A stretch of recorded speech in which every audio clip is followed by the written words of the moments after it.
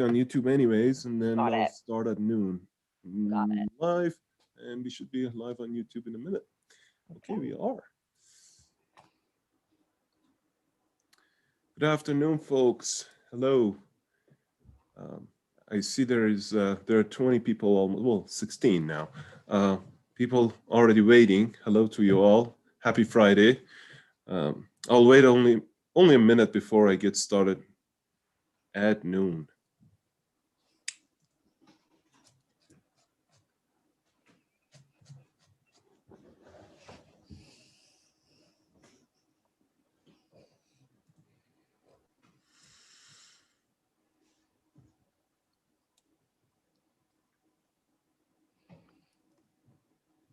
Okay, I think it's a good time to get started. Hi, everyone.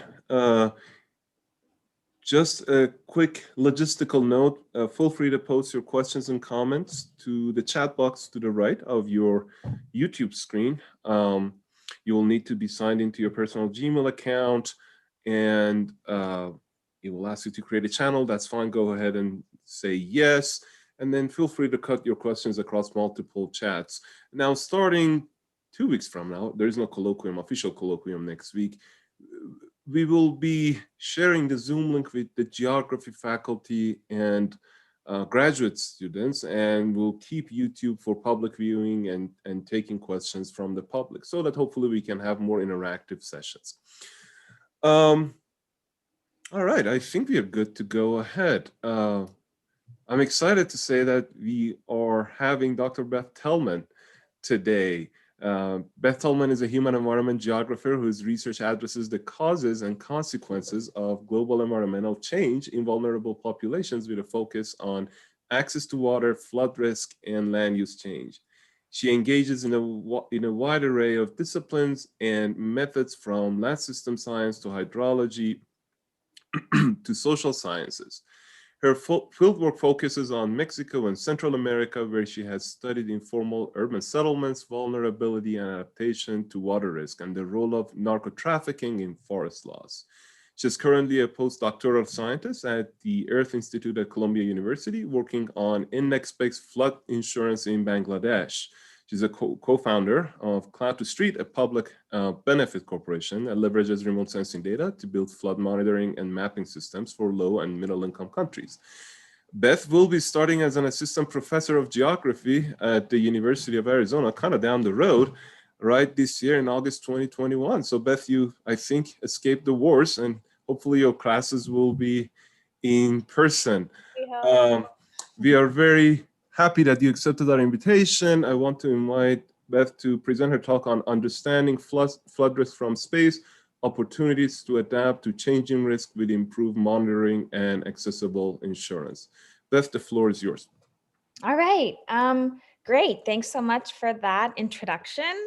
And let's talk about floods, satellites, and what we can understand about the changing nature of flood risk around the world.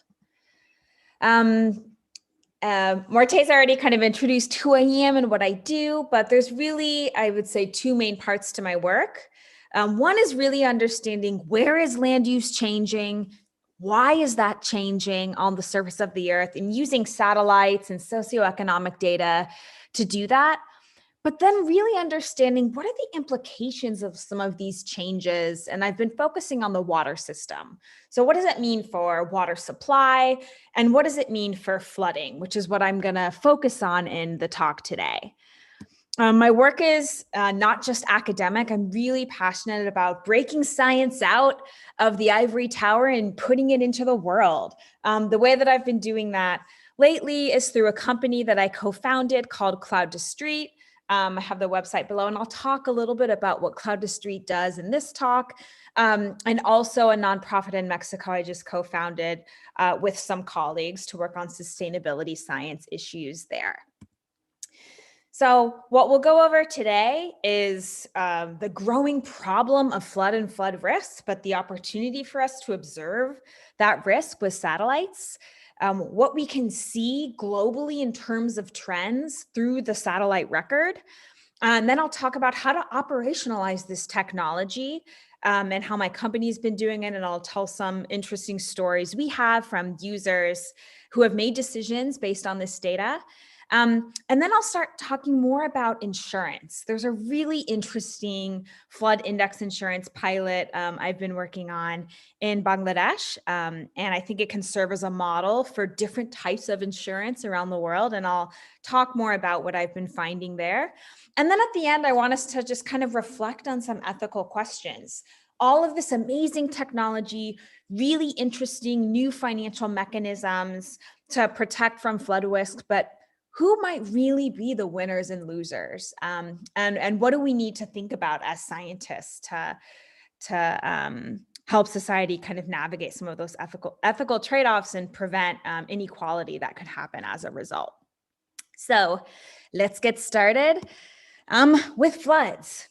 So for those of you who aren't hydrologists, you may be less familiar with looking at these types of maps, but there are a suite of global flood models that if you compare them, they don't really agree that well. It's actually very difficult to accurately predict flood risk. And there's a lot of assumptions that go into these models. A recent study looked at how well these models agree, 6 different commonly used models across Africa, and there was only 30 to 40% in their agreement. And you can kind of see on this image on the right, the areas in yellow is where all the models agree, but there's a lot of areas in kind of dark red and orange where only 1 or 2 models are making a prediction. So a lot of uncertainty there. Now let's stack up where the models say it's flooding. This is kind of zoomed into a specific part of the Eastern Nile basin with where it flooded in a large event in 1998. In blue, you can see the actual flood pattern. Looks nothing like what the models predict. And that's because there's been a lot of irrigation infrastructure and levees that have been built in this area that actually mean the flood pattern kind of happens along irrigation canals, sort of between these 2 rivers, and not just in low-lying areas where models might predict. So satellites are really useful to help us see what's really going on and where we might have problematic predictions in models.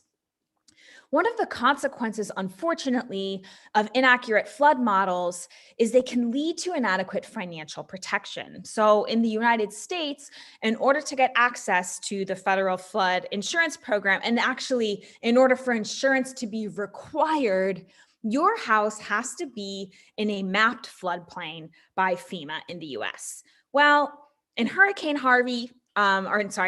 Sandy in New York, 10,000 homes that were flooded were not on flood maps and so were not insured. And Hurricane Harvey was 80,000 homes. So the consequences of having inaccurate flood models have massive implications for who does and does not have financial protection from insurance. It's a really big problem. And it's not just in the US. This is a problem that's happening around the world. This is a graph of the flood losses globally from 2000 to 2019. As soon as we get 2020 on this, I think the bar is actually maybe higher than any other year likely. And you can see that only 5% of flood loss globally is insured. The majority of losses are these dark blue areas that are uninsured. So most people have no flood insurance protection at all. One of the kind of problems, this is a recent paper that we published with some flood modeling colleagues at the University of Bristol, looking at the satellite predicted or the satellite observed flood area with the flood predictions on the right. And sort of what you can see in the differences between these 3 different places that we show in this figure is, for example, flood models tend to really overpredict at low return periods, the 5, 10, 20-year return period floodplain, where satellites tend to, because those are really frequent types of flooding, should be able to pick up that pattern. And if they're not, it's probably because there's infrastructure that humans have built to prevent and move kind of water along rivers instead of letting it flow out in the floodplain. So we can kind of start to compare flood frequency from satellites and kind of the differences that we see in flood models. And we have so many opportunities now, increasingly, to observe floods at better spatial resolution almost every year. This graph is even outdated from all of the new satellites, especially the high resolution radar satellites that can see through clouds that are being launched all the time by SpaceX. If you've been watching kind of those launches, companies like Capella and ICEYE are launching commercial radar satellites. And we have the cloud computing. Google Earth Engine is just one example of a type of cloud computing platform that allows us to process this data in ways we never have been able to before. So we've got the satellites to see floods, and we also have the computing to do it. What does that reveal? I'm going to show results from a study of looking at global trends of population growth in the satellite flood record. This was actually a project that I did in collaboration here at the University of Colorado Boulder at the Dartmouth Flood Observatory, or now called the Colorado Flood Observatory if you've been over to INSTAR, with Albert Kettner and Bob Breckenridge. And what Bob has built over the years is this really great record of all of the major floods that have happened around the world since 1985. But what didn't exist was a high resolution historic flood map for all of those flood events. So what we decided to do was make flood maps for as many of these red dots as we could. The way that we did it was we took, these were sort of the polygons that Bob had drawn in the Dartmouth Flood Observatory record, this area in red that had a start date and an end date. We looked at all of the watersheds that intersected. We pulled in all of the satellite imagery between those dates. This is all happening in the cloud and Google Earth Engine. We're not downloading images onto our computer. And then we write code to run an algorithm to extract the water footprint from each one of those images. And then we can look at surface water and how many days there was surface water present during that specific event. So we can just run this for every event in the archive. So we have events from all around the world. The global flood database that we produced has 913 flood events. I won't go into the details on the accuracy assessment, but we can talk about it in Q&A if you want. But we had an over 85% accuracy from 125 floods that we validated with 30,000 points that we hand coded. So we know the algorithm works pretty well. And we can see trends over time and population exposed through this database. We're releasing it publicly as soon as the paper comes out. It's in a round of revisions right now, so hopefully that will be in the next couple of months. But you'll be able to go to this website, select any country you want in the world, look at the flood record that we have. This is all with the MODIS satellite, so everything will be at 250 meter spatial resolution. And you can click on a date of a flood you're interested in, zoom in, look at the flood extent, see where's their permanent water or seasonal water and where's their kind of unusual flooding that's happening, how long did the flood last per pixel, and then you can download any of those maps as a TIFF if you want. So we're really excited to release this data set for people to ask all sorts of scientific questions with. The question that we wanted to ask with this data set was, across all of these flood events, if we look at everywhere that it's flooded in the past 15 years, how has population changed in areas that we've observed? Well, we first found that somewhere we estimate between 255 and 290 million people have been exposed to at least one flood during this time that we've observed, but at least 3 floods on average. And there are many, many floods that we can't map in our database. We actually only could map about 1/3 of the archive because clouds often obstruct our view. So this is just a sample of, we think of 1/3 of the largest flood events. And this is still a pretty large number.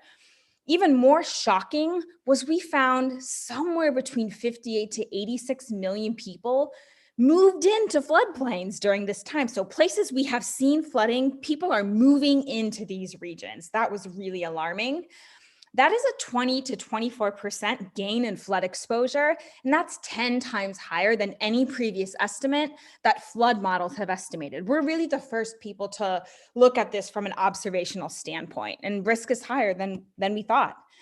What's cool about having a data set that's at 250 meter resolution is you can zoom in to different cities and see how did population dynamics change in places where we've observed flooding. So in the US, we know well the story of New Orleans and all the population that was lost. Areas in blue are where population has been lost in places that have flooded. We look at places kind of surrounding Manaus in Brazil. We see almost no population change there. But there are other places, particularly in South Asia, Southeast Asia, where we're seeing really large increases in population in places where we've seen floods happen in the past 15 to 20 years. And that's pretty alarming. And if you look at this globally, you can kind of see countries start to light up in orange and red, where we're seeing that the rate of population growth is much higher in floodplains than it generally is in the country. So that's an indication that people are moving into these areas much faster than the population growth rate is changing. So that's what we were able to see using observations from these studies. So historical observations are interesting. You can see where risk is changing, but how do we actually manage that risk on a day-to-day basis? This is where kind of my work outside academia really has come in, and I've kind of found it to be an exciting avenue to work sort of in the real world. So a couple of years ago, I co-founded this company called Cloud to Street. And what we do is we optimize flood mapping algorithms for every satellite that we can. We use machine learning to do most of it. And track floods in near real time. And we've set up a system to do this.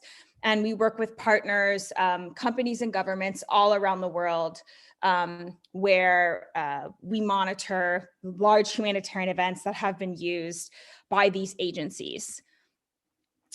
We use all of the public sensors that we can. We also are increasingly using new private sensors that are coming online. You really have to use these very high resolution private sensors to map floods in urban areas. So this is a really important kind of component of monitoring where most of the world's people and assets are located. One thing that we found in making flood maps at Cloud to Street is that people don't actually want flood maps. Most of the decision makers we work with, the World Food Program or governments, they just want to know how many people are affected, where do they live, where are the crops affected, so that they can immediately develop a relief report. They don't want to zoom around the country looking at a PDF flood map or zooming around a flood TIFF. So we kind of generate these dashboards based on their feedback about the information they need kind of top of line. And that's how the product is designed. So we really focus on impact on the assets they care about, allow them to download sort of customized reports that they need to request aid. And we update this on a monthly or weekly basis, depending on their needs. This kind of flood mapping is really useful in every phase of the disaster cycle. So it's useful, of course, right after an event if you want to know where you should be responding, but it's also useful in the recovery phase if you want to track where damage, for example, in agriculture has been persistent over time. If you run algorithms historically, you can see where floods have happened in the past and make better land use planning decisions. And you can potentially also combine this with forecasting to know, okay, how much is it expected to rain next week? Last time it rained that much, what happened? So that you can be better prepared. So I'm just going to tell one story of a place that we've been working for the past 3 years, where we've gone through kind of the whole phase of the disaster cycle. And that's in the Republic of Congo with the World Food Program. One of the first projects that we did there when we were monitoring was to help them assess risk in refugee camps. So we were getting text messages from their office saying, hey, There were 4 refugee camps that have popped up over the border from the Democratic Republic of Congo. Are any of these camps at risk? Should we move them? What do you know about flooding? They're right along the river. We're concerned. So we took kind of the 4 locations of each of their maps, looked at the historical flood risk patterns for each of them, and we found that one of them had flooded 3 times in the past 30 years. And it was all actually starting to flood sort of right now as they were asking, and we could see that on high resolution planet imagery. So they recommended to relocate 7,000 refugees who lived in one of these camps, Makotipoko. And they were glad that they did that because just a year later, that same area flooded again. And there were a lot more people that would have been affected had that recommendation on the basis of the data we produced not been made.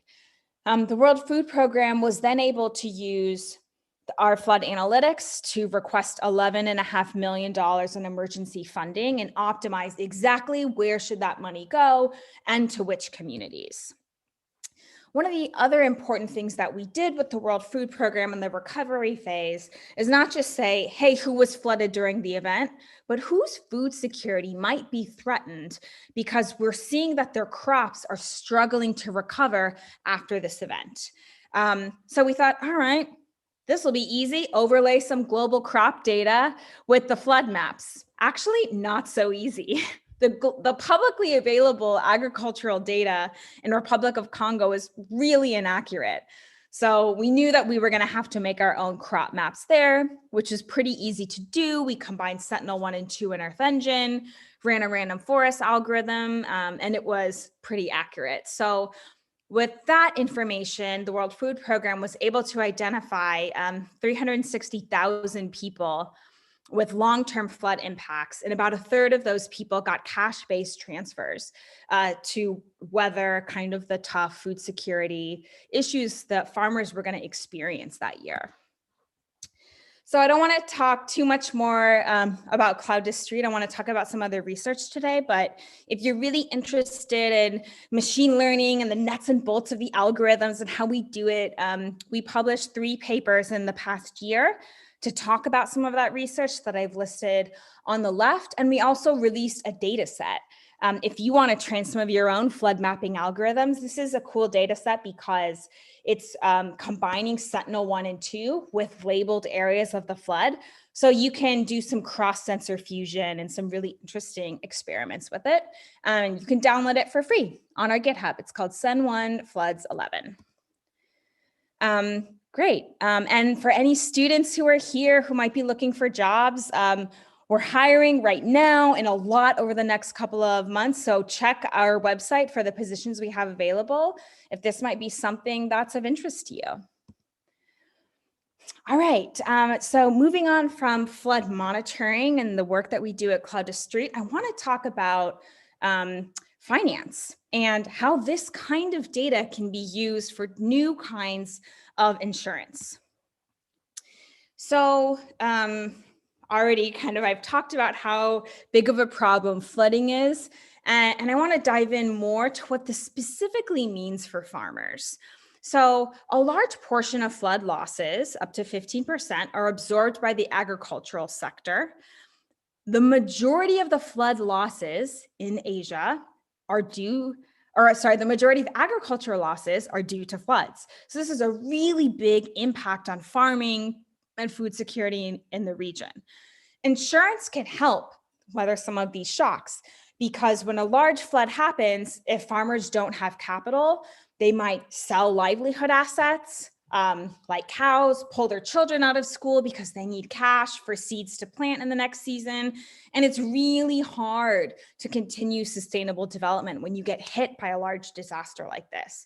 And that's what insurance is designed to prevent. Give you that cash flow right when you need it, right after a disaster. And economists have been studying drought and livestock insurance around the world, and have found that in a lot of cases, it works really well to support sustainable development. But in Bangladesh, there's still less than 1% of the population has access to climate insurance like this. The way that these insurance schemes work is really different than the way you typically think maybe of insurance. Traditional insurance or indemnity insurance that you might be used to, an adjuster might come to your house, assess the damage. You might have to go to court and decide, what the damage was, and you get a payout based on that amount in an insurance claim.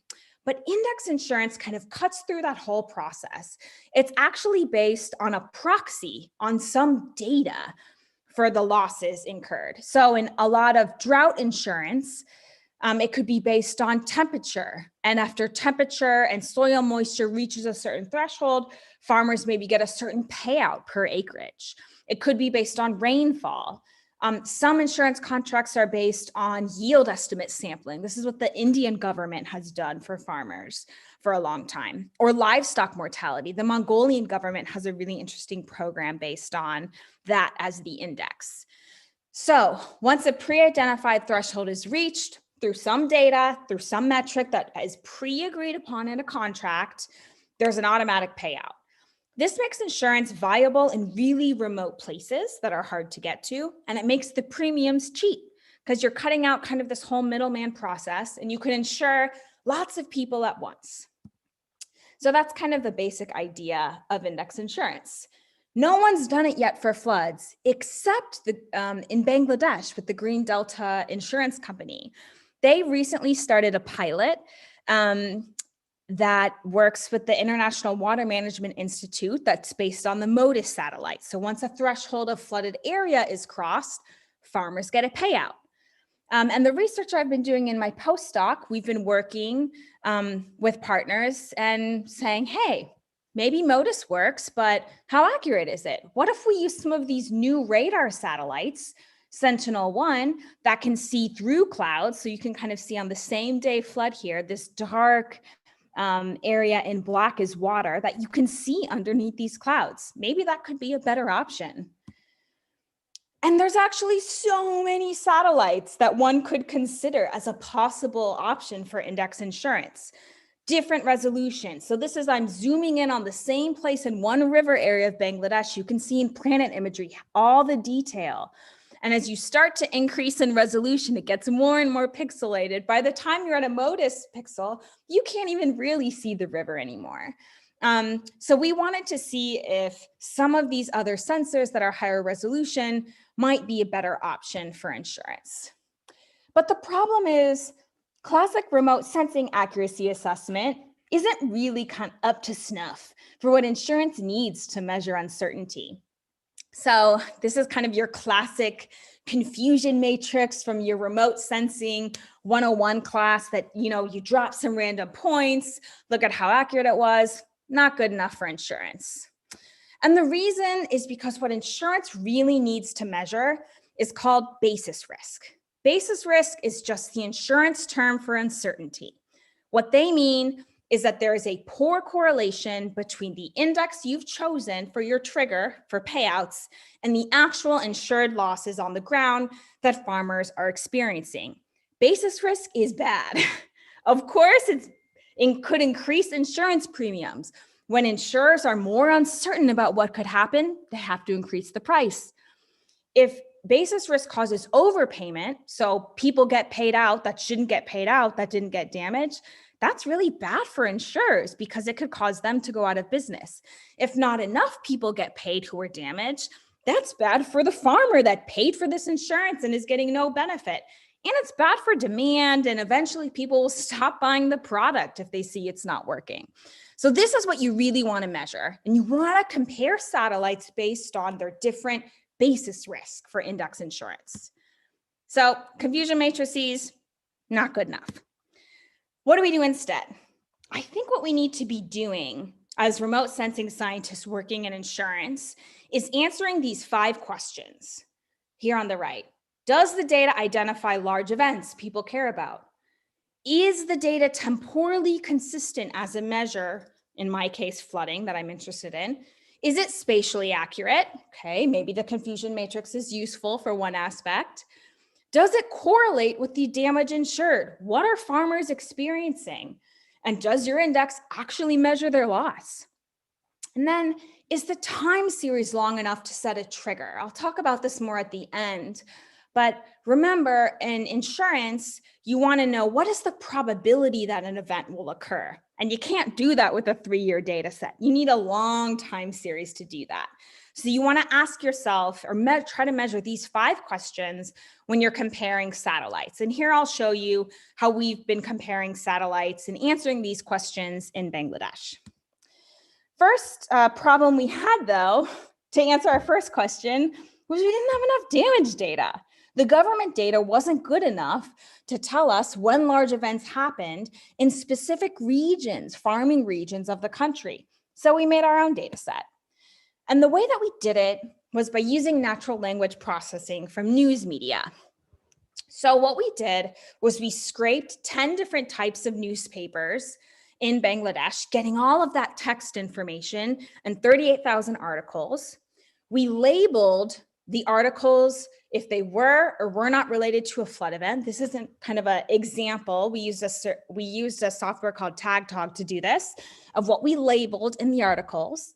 And then we trained a machine learning classifier to read these articles and look at our labels and predict on new articles if there was a flood event or not. And then we could generate a time series based on that. So that's the basic method. What we found, we tried 5 different methods of identifying flood articles after we labeled 1,000 of them and predicted on the rest of our 38,000 data set.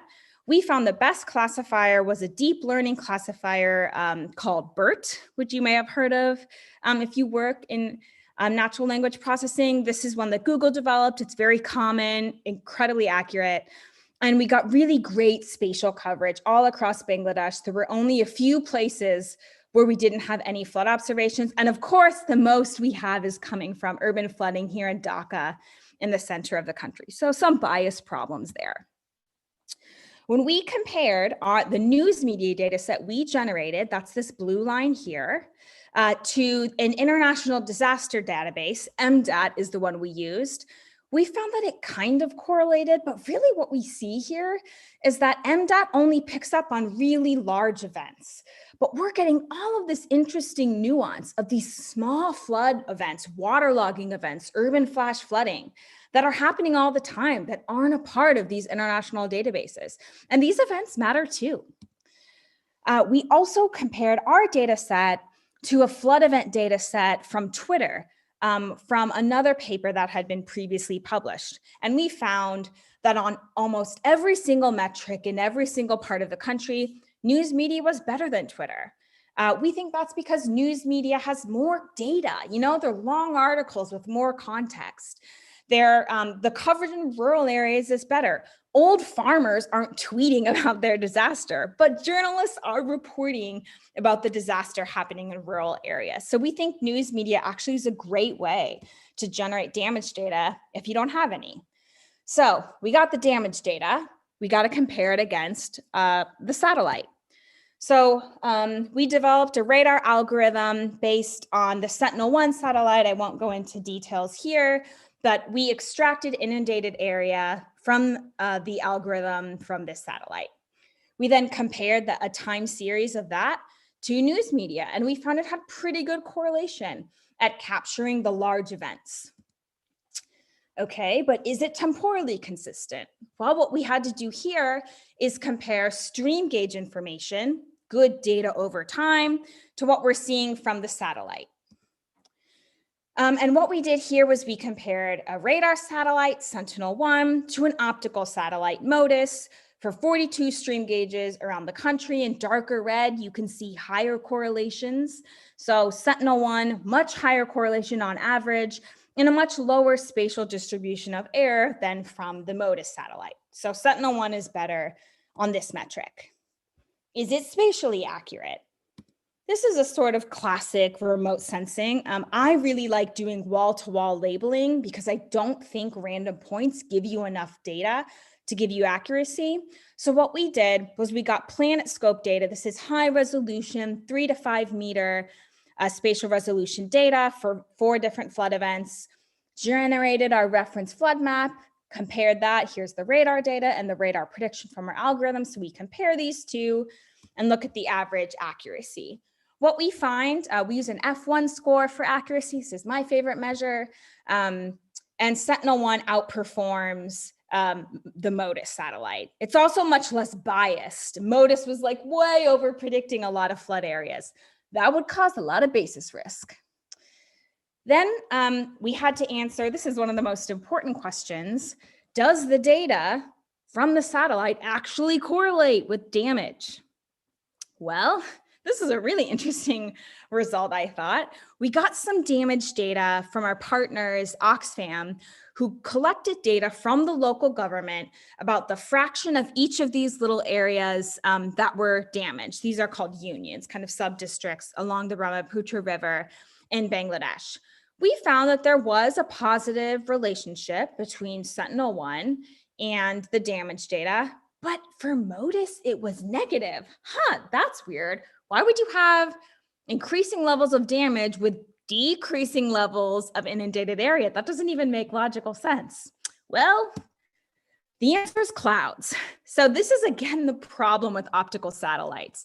The clouds were blocking the most inundated areas that were experiencing the most damage. And so there was no data there, and therefore it wasn't showing up as the places that had the most flooding. This is a really good example of where an optical satellite could cause really high basis risk and a big problem for insurance, because all these farmers who live under the cloud are not going to get a payout. And a radar satellite can help fix that problem. All right, last question. The radar data looks good. It did really well on these first 4 metrics. Is it long enough? No. Sentinel-1 was launched in 2017, so we've got like 3 years of data. That is not enough to look at return period frequency for flood risk. So what do? Well, we thought we would try to fuse this short-term, high-quality data, Sentinel-1, and try to relate it to a longer-term data set. We're using passive microwave sensors here. We're actually, this is another University of Colorado Boulder connection. Mary Broderick created this really cool data set of downscaled passive microwave observations at a 3-kilometer scale. So really coarse, 3 kilometers is big, but it's a long record. It starts back in the 80s. And so we can use this sort of noisy long record and relate it to the short high quality record and create this fused data. And we're using a method here called Bayesian Hidden Ma to relate these time series to one another. So here's the passive microwave, really noisy data, to Sentinel-1, which is this higher quality data. And if we build a model relating these two, we can actually simulate back in time, what do we think the Sentinel-1 record would have predicted for flooded area going back 20 years? And our fused data set had a much higher, these are actually, the correlations are actually opposite here, sorry. The fused data set, this would actually be switched, had a higher correlation at 0.7 than the passive microwave data. So it was helpful. So the underlying story here is that you need multiple satellites. If you have a really good, consistent, accurate satellite, but it's not long enough, it doesn't have a 20-year time series to come up with a risk distribution to decide at what fractional flooded area should farmers be getting paid out, then you've got to use a longer term data set. Even if it's lower quality, fuse those things together, and that's going to give you the time series you need to decide at what rate of flooding should people get a payout, and then in near real time, use Sentinel-1 to see where that's happening and pay out farmers automatically. So that's kind of the setup for insurance. And I think we'll see a lot of those pilots start to scale in Bangladesh and in other countries over the next couple of years. Kind of in summary of what we've learned so far, what can satellite technology enable for flood risk resilience that we know about? We know we can see global trends in where people are moving globally. We can do local analysis of historical trends to know where vulnerable communities like refugee camps in Congo should be relocated. Where should we not be building factories and public housing? The public housing issue is actually a real example from Boulder that you might know about, we could talk about in the discussion. High resolution, consistent and accurate data could be helpful for identifying agricultural floods. It's probably too coarse for urban areas. We're really not there yet with the satellite technology, but for rural agricultural areas, it works. And that could underpin pretty accurate index-based insurance instruments that could reach vulnerable populations. A lot to figure out there. Can people afford the premiums? A lot of monitoring to figure out if farmers are getting the intended benefits. So more work to do on the social and economic side of this problem, but the satellite technology is there, is kind of the main feeling I wanted to leave you with. But then there's some interesting ethical questions, and I want to end the talk on these. So who is able to access this awesome satellite technology? Definitely businesses. So these are articles, this second one in Nature Climate Change was published, I think, on Monday, that talk about sort of this race of businesses trying to purchase as much climate risk data as possible to get a handle on where things like flood risk are changing so they can protect their assets, move them, sell mortgages, and react. But most governments, including the US government, isn't accessing the same type of data and buying it at the rate that businesses are. So there's a massive inequality in who's paying for the highest quality flood risk information. That could be very problematic. So this political article that was published earlier this year shows why. Basically, banks are trying to get a handle on which homes are at flood risk, but not in the FEMA floodplain, because we know that FEMA underpredicts risk in the United States. But can they purchase data and figuring out where is their flood risk and try to sell those mortgages, get them off their books? What that does is that transfers the risk onto the public market, Fannie Mae and Freddie Mac, who legally cannot refuse them.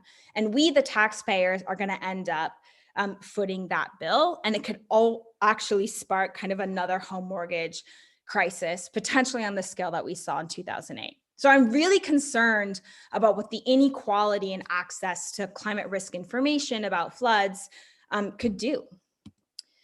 But we can shape this, we can change this. I think that as society, we decide who should win and lose from the climate services arms race. Thankfully, we have a new administration in the US that is spending more money than they ever have on climate funds. Can we use some of that data to democratize risk information? Can we make flood information more of a public good? Can we prevent a climate mortgage crash? And what do we think about insurance? I've kind of talked about how positive insurance can be for farmers, but there's also some risks involved. We know that flood insurance in the US has encouraged people to build homes in floodplains and risky areas, and taxpayers end up footing the bill for that risk. So how do we use financial instruments like insurance in a way that help develop people's livelihoods, but don't encourage mass movement into floodplains like I was seeing kind of in the first study that I showed you? These are kind of the big questions that keep me up at night, and I'd love to hear your thoughts about them. If this data sounds, this research sounds exciting to you, I'm actually hiring a postdoc right now to work on a NASA-funded grant that I have to do some of this cross-sensor data fusion and try to tackle this tough problem of flood mapping in urban areas. So check out my website and please contact me if you'd be interested. And I think let's move to questions and discussion. Thank you, Beth. This was really great and so much food for thought. There is a 20-second delay between this stream and when folks can post their questions. So please do go ahead and type in your questions. I have a few myself, but I try not to do this. Again, reminder for everyone, starting 2 weeks from now, there are not too many colloquiums left, but we'll have geography, student and faculty, hopefully on the Zoom side to make this interactive, essentially doing the same thing as we would do in a room. Geography student and faculty are usually in the room, and then the live stream will be on YouTube. Again, thank you for this great talk. I'm sure there will be questions. Colin Reed, my colleague, is asking, I would imagine that the economic opportunities in coastal cities and other factors drive migration despite flood risk. So I think this goes back to your point about that we're still seeing folks, the increasing migration rate into to the flood risk areas. Yeah. So. Yeah, that's probably true. I didn't look specifically. So I guess because we did this at a country scale, let me pull up that map again. I've done it at a country scale and a watershed scale, but I haven't looked specifically at like, is there more of a pull factor in coastal cities versus inland areas? So I'd have to do a little bit more data analysis, I think, to confidently answer that question. But I think one thing to note, I'm just gonna share my screen again and pull up this map if that's cool, is it's not increasing everywhere. So these countries in blue and in green are countries in which people are not moving into floodplains at a faster rate than their population is growing. Notably, in the US, there has been less urbanization in floodplains than outside of them. That's also true in China, in a lot of places in Asia. A lot of countries in Europe actually have a similar result. So a lot of countries in the global north, I think, are effectively either implementing infrastructure to prevent floods from happening in a lot of urban areas, or doing a little bit more effective zoning to prevent urbanization from happening. I know, of course, we know it's not happening in every city. Houston is a really good example of where that's not happening and we have really serious zoning problems, but there are some countries that have been able to prevent this migration. So it's not the same story everywhere, but it'd be interesting to see kind of the difference between coastal and non-coastal cities. What I can tell you is that, I can pull up a graph on this too. This is kind of more detailed analysis in the paper. The places where people are moving into the most that we've seen floods happen are next to dams. So dam break floods, this is, if you're kind of familiar with this term in hydrology, the levee effect. Build a dam, build a levee, people feel safe, they start moving in and developing next to it. And then when that dam breaks, the disaster is worse than it otherwise would have been. So I actually think that we are encouraging flood risk sometimes by building flood infrastructure like dams and levees that we trust, and then they break.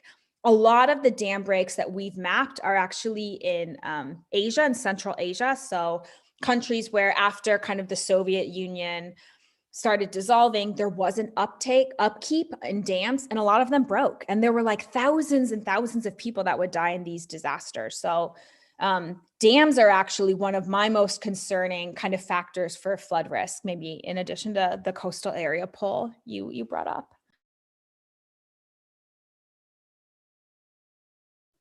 Thanks a lot. And there might be follow-up questions on that. Behzad, actually, my own PhD student is asking, would you please explain the training process in the Sentinel-1 Flood 11 repo? How did you combine hand-labeled chips with Sentinel-1 and 2? Yeah, let me see. Let me bring up. You have a backup slide for every possible question on you. Yeah, well, you know. I just gave a talk on like machine learning and this at NASA a couple of weeks ago. And so I've given a lot of kind of detailed talks on machine learning aspects of our work. So let me show you. Happy to talk a little bit more about that. All right. So what Sen1 Floods 11 is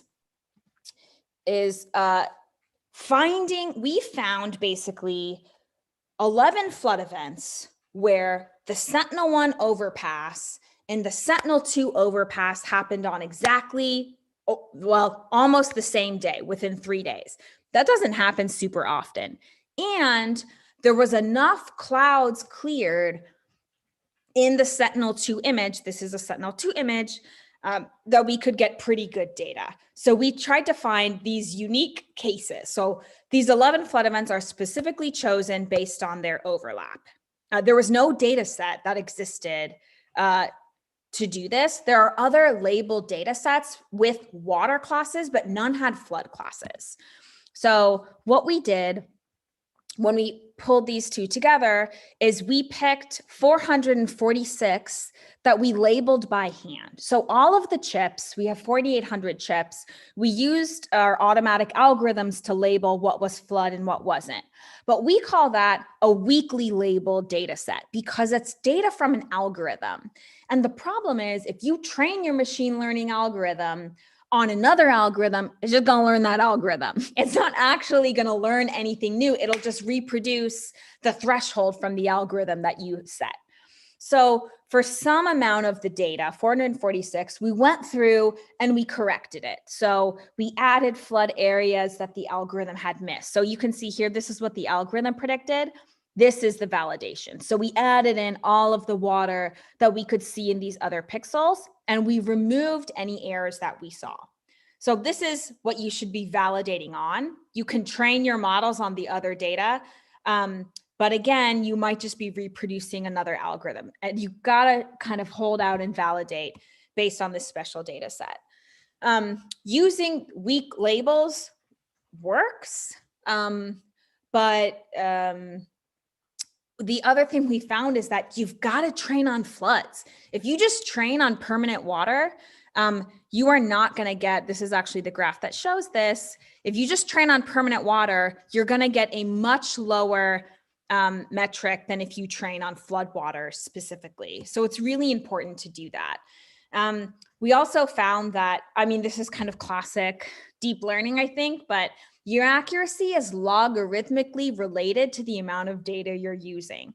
So as you start to increase kind of the number of data, you increase accuracy, and we kind of max out here. Our data set isn't actually big enough, we think, to get higher accuracies than this. But that's a little bit about the data set and what you can use with it. Yeah, I could kind of give more examples showing what it looks like. But the CNN prediction way outperforms kind of the automatic labels. And so it's definitely learning a lot of what to pick up that traditional algorithms just can't do. Thank you. If there's follow-up questions, oh, my video went away. I will be reading them off to you. I have a question myself. Mm-hmm. So you started the talk with the flood models. I am not particular. I know a little bit about how some of these models might be based on hydrological modeling and perhaps other information. That other information I don't know much about. As opposed to what you are maneuvering today on satellite-based, satellite imagery-based flood damage risk index. So I guess, what are your thoughts on more severe, longer term, if that's the correct term, floods, let's say 100-year floods, 1,000-year floods? Yeah. And which of those will have value for capturing those better? Yeah, you have to use models for that. I think so. I didn't really go into this in much detail, but in the paper we published, where we compared models and observations, we basically found that satellite observations do a really great job, we think, up until about the 20, 30, maybe 50-year return period in places where really large floods have happened in the past 10 years that we've captured.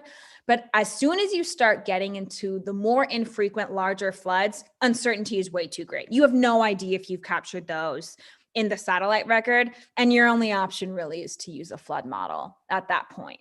So I think the way forward is really to think about what can models learn from the satellite record to improve the errors that they have, so that we can continue to use models for the 100-year, 1,000-year floodplain. Yeah, we need models for that, definitely.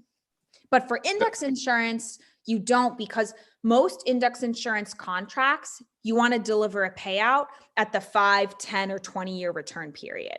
Typically, index insurance isn't used for like the 1,000-year return period. So satellites are kind of the sweet spot for this sort of medium frequent flood risk for underwriting. I see. So was that also a motivation on what you focus on? Because I was thinking of kind of the other way around, how to look at the observed, let's say, 50-year, 100-year floods, and perhaps try to improve the satellite imagery, or altimetry-based data. But lots of possibilities. That was very interesting. There's another question, so I'll take back my follow-up. I so appreciate your for whom question and concern about inequality of access to risk info. What do you think is the biggest gap in the social data available for the challenges you work on? Okay, so there's several. One definitely is damage data. So we did our best with the news media data, but all that really tells you is lots of news articles were published approximately in this state or county. It doesn't necessarily tell you who was affected. You can maybe try to train a more nuanced natural language processing classifier to get at that information. But in a lot of countries, it's really difficult to get detailed information on who was affected, what was their race, what was their gender, what other sort of kind of institutional inequalities do we have built in that might influence who's affected by flood risk. So I actually have a backup slide on this. I didn't have time to put in my talk. I do. I have studied floods. What can I say? So one of the studies that I recently did was looking at, if you look at the damage and the death counts of flood events, and I didn't use coastal areas, this is just, I'm talking about riverine floods across the US, and you try to control for how large the flood was. I use stream gauge data for this. If you have two communities side by side, both experiencing, say, a 500-year flood event, who's going to lose more of their property value and who dies more in those floods?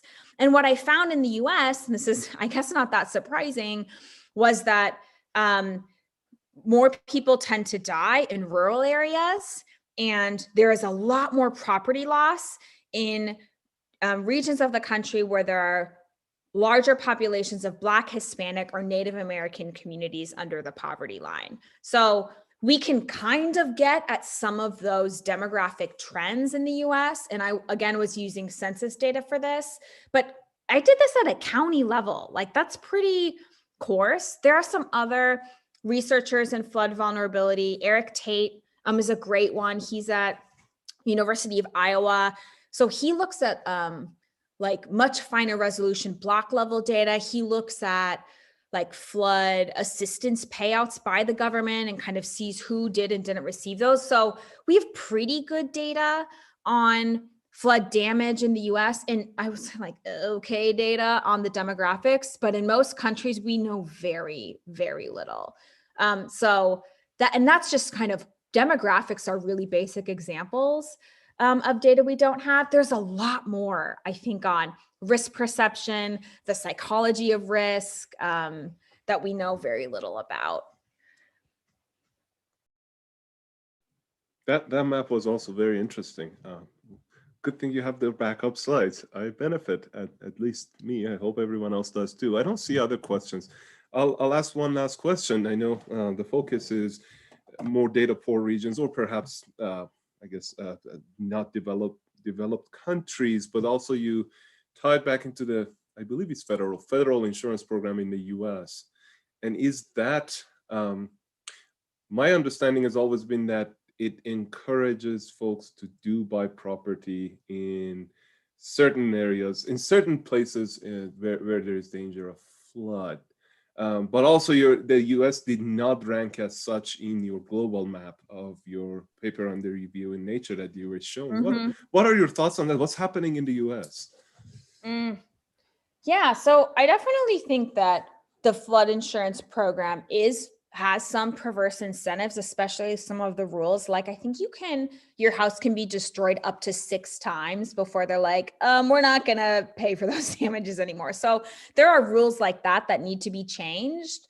But yeah, by and large, at least for the trends that we were able to map in the US, again, we could only map 1/3 of the satellite flood record, and because we're using MODIS, which is a pretty coarse satellite, we're mapping floods better in rural areas than urban areas. So if there are nuances that are in changes that are happening at the urban core, we're not picking it up in our study. So my general conclusion about population growth happening less in floodplains than outside of them in the US may need to be revisited in dense urban areas. Interesting. I think we are at the top of the hour. Let me thank you again for packing so much information in little time. And I think everyone took a bit in piece and they like. Elias, thanking you, Colin Reed, Jocelyn, Bezat, lots of thanks, and I'm sure rockets applause at home. Let me conclude the live stream by saying that there won't be a colloquium next week. We have visiting candidate talks. Please do attend those. But on February 26th, we have Dr. Mark Montgomery of Department of Economics, Stony Brook University, and the Population Council in New York City. And the talk will be entitled Understanding Urbanization in India, Insights from Jurisdictional and Land Covered Perspectives. So I will see you all in 2 weeks. Have a great and safe and warm weekend. It's Snowmageddon up there. Stay safe and well. Goodbye. All right, let's see. I think